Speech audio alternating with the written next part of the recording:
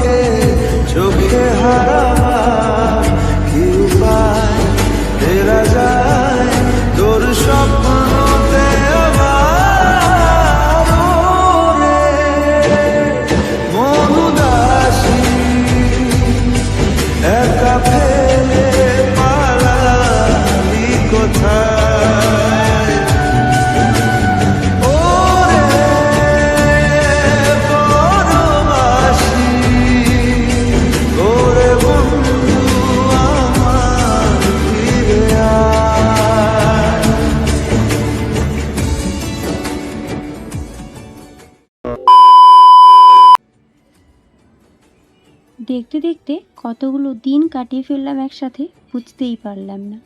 সত্যি আনন্দের দিনগুলো কখন যে চলে যায় বুঝতেই পারা যায় না, কিন্তু দুঃখের দিনগুলো, কষ্টের দিনগুলো যেন কাটতেই চায় না। এক একটা দিন যেন মনে হয় এক একটা বছর কাটে, তাই না বলো?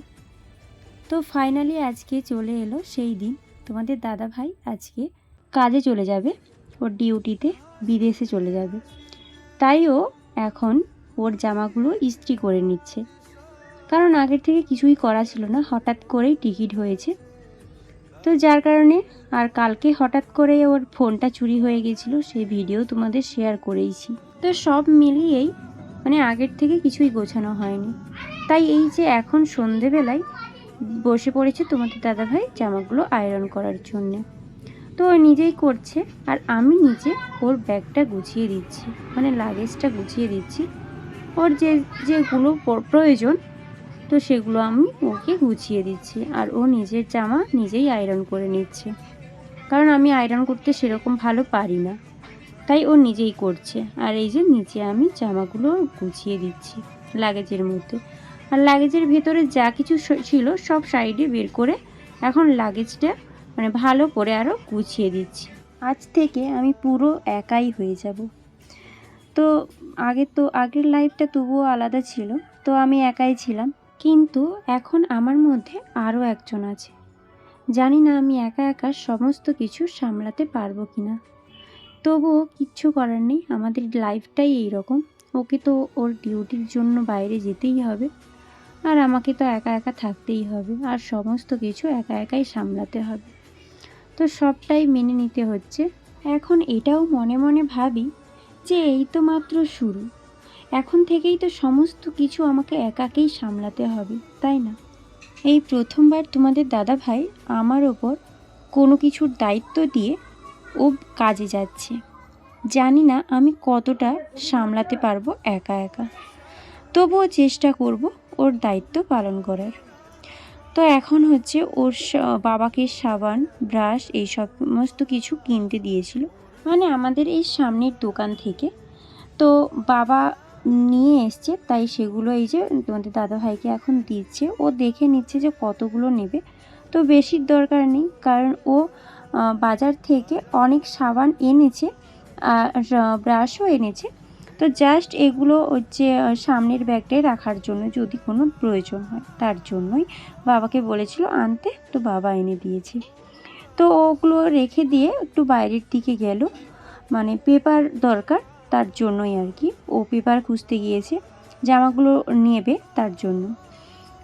আর এই যে এদিকে আমি কি করছি বলো তো, নতুন যে ওর গেঞ্জি বা ড্রেসগুলো কিনেছে সেগুলোর থেকে যে প্যাকেট বা কাগজগুলো থাকে সমস্ত কিছু বের করে আবার সেগুলো ভাঁজ করে দিচ্ছি, মানে সেখানে পেপার ফেলানোর কোনো জায়গা নেই। যার কারণে ও এইভাবেই প্রত্যেকবারেই নতুন যেগুলো কেনে সেগুলো থেকে সমস্ত কাগজ, পেপার সমস্ত কিছু বাদ দিয়ে তারপরেই পোশাকগুলো নিয়ে যায়। তো সেই মতোই আমি ওর ড্রেসগুলো গুছিয়ে দিচ্ছি।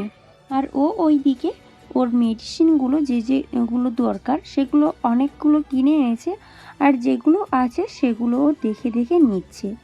তো যে মেডিসিনগুলো প্রয়োজন সেখানে তো মেডিসিন তো অন্যরকম, তো সেগুলো খেতে পারে না, যার কারণে ও যাওয়ার সময় প্রত্যেকবারেই যেগুলো বেশ প্রয়োজন সেগুলো কিনে নিয়ে যায়। তো সেগুলোই ও দেখছে। আর এই জুতোটা হচ্ছে ও নতুন কিনেছে, তাই ওকে আমি জিজ্ঞেস করছি যে লাগেজের মধ্যে কি এই জুতোটা রেখে দেবো। ও তখন না শোনেনি, ওর মেডিসিন গোছানোয় ব্যস্ত ছিল, তো যার কারণে ও তখন শোনেনি। পরে আবার বলল হ্যাঁ রেখে দাও। তো তারপরে আমি আবার লাগেজের মধ্যে রেখে দিয়েছিলাম। ও মেডিসিনগুলো ভালো করে গুছিয়ে নিচ্ছে, আর আমি পাশে বসে বসে, কিচ্ছু কাজ নেই এখন, তাই বসে বসে মন খারাপ লাগছে। তো মনে হচ্ছে যে আর কিছুক্ষণ মাত্র, তারপরেই আমি একা হয়ে যাব। তো ভাবতেই কেমন অবাক লাগছে। তো বিশ্বাস করো, এখন প্রায় হয়ে গেছে 15 দিন তোমাদের দাদাভাই কাজে চলে গেছে, ও ডিউটিতে জয়েনও দিয়ে দিয়েছে। তবুও কেন জানি না খুব মন খারাপ করে এখনও। তো ভিডিওটা যতবার দেখি ততবারই আমি কান্না করে ফেলি।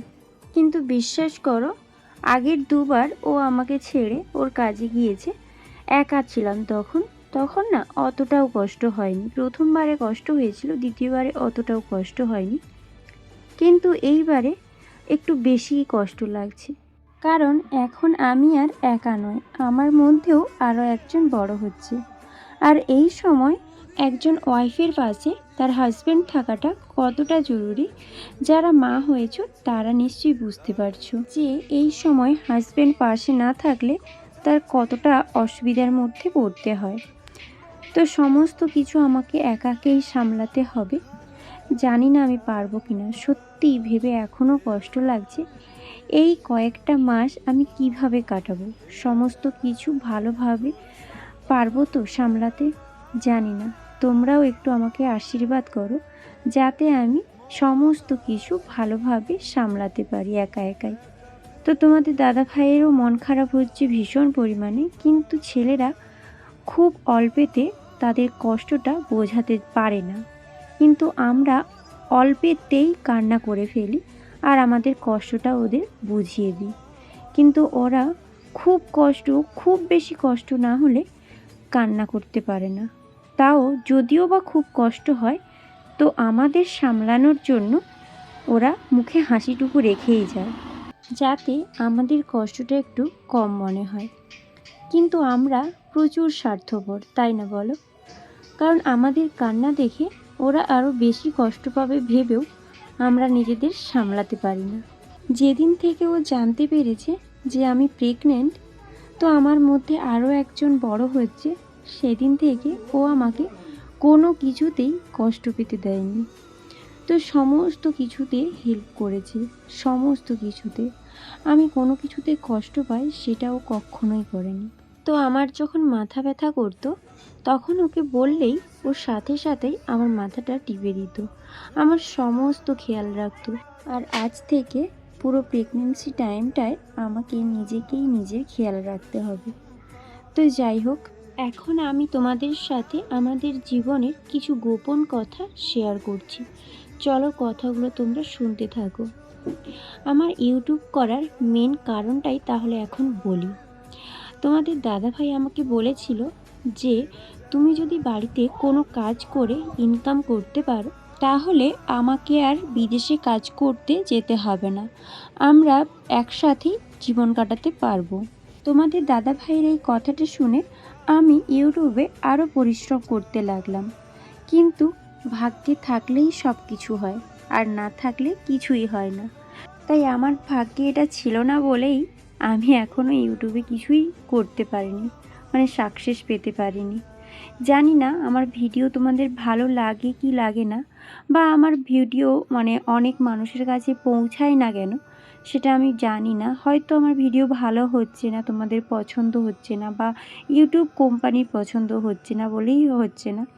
তো যাই হোক, আমি এটা মেনে নিয়েছি যে আমার ভাগ্যে এটা নেই। তো আমাদের দুজনকে আলাদাইভাবে জীবন কাটাতে হবে। তো এই যে তোমাদের দাদাভাই ব্যাগপত্র সমস্ত কিছু গুছিয়ে নিচ্ছে। এই যে মা পেপার দিল, পেপারটা লাগছে কারণ ওর যে ডিউটি ড্রেসগুলো ওগুলো আয়রন করেছে, সেগুলো আলাদাভাবে রাখছে।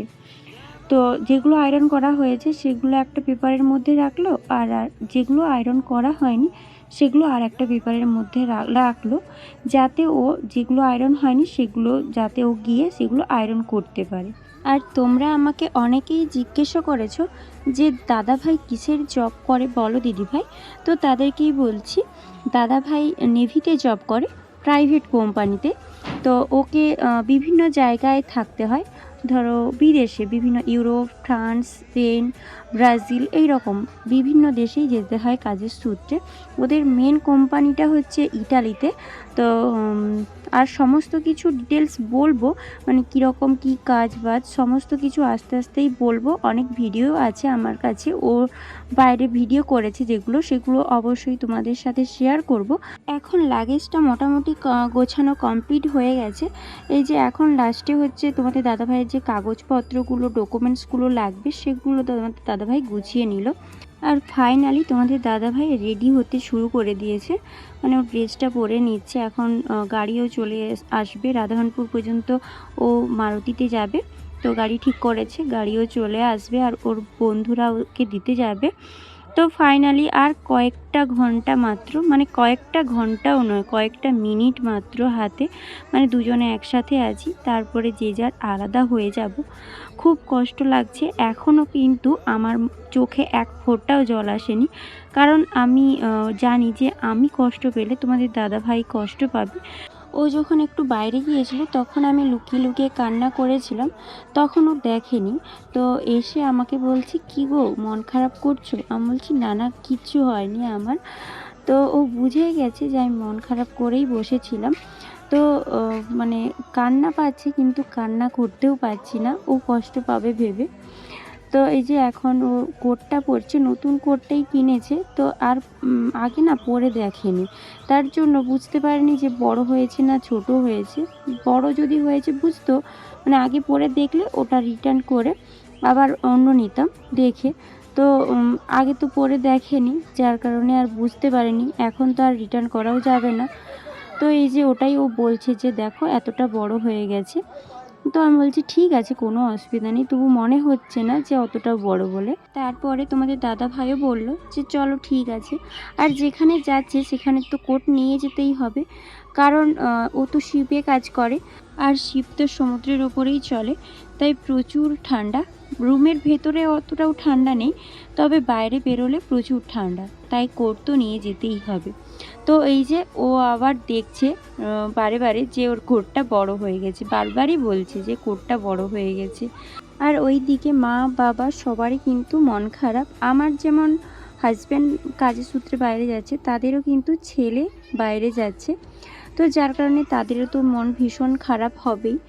তো আর আমি যখন মন খারাপ করেছিলাম তখন তোমাদের দাদাভাই একটা কথা বলেছিল যে তুমি যদি কান্না করো তাহলে কি আমি যেতে পারবো তোমাদের ছেড়ে? তো তাই না, এখন আর কান্না করছি না, অনেকটা নিজেকে সামলে রেখেছি, একটুও কান্না করছি না তোমাদের দাদাভাইয়ের সামনে। তারপরে জানি না লাস্ট পর্যন্ত আমি নিজেকে সামলাতে পারবো কি না। তো এখন আপাতত হাসি মুখেই আছি ওর সামনে, কিন্তু বিশ্বাস করো মনের ভিতরটা যেন ফেটে যাচ্ছে কষ্টে। এত পরিমাণে কষ্ট হচ্ছে কাউকে বলে বোঝাতে পারছি না। তো প্রচুর কষ্ট হচ্ছে, ভিডিওটা এখন যে দেখছি না এখনও প্রচণ্ড কষ্ট লাগছে।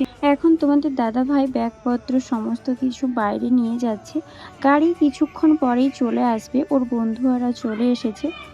তো আর কি বলবো, এখন তোমরা ভিডিওটা কন্টিনিউ দেখতে থাকো, কিছুক্ষণ পরে আবার কথা বলছি।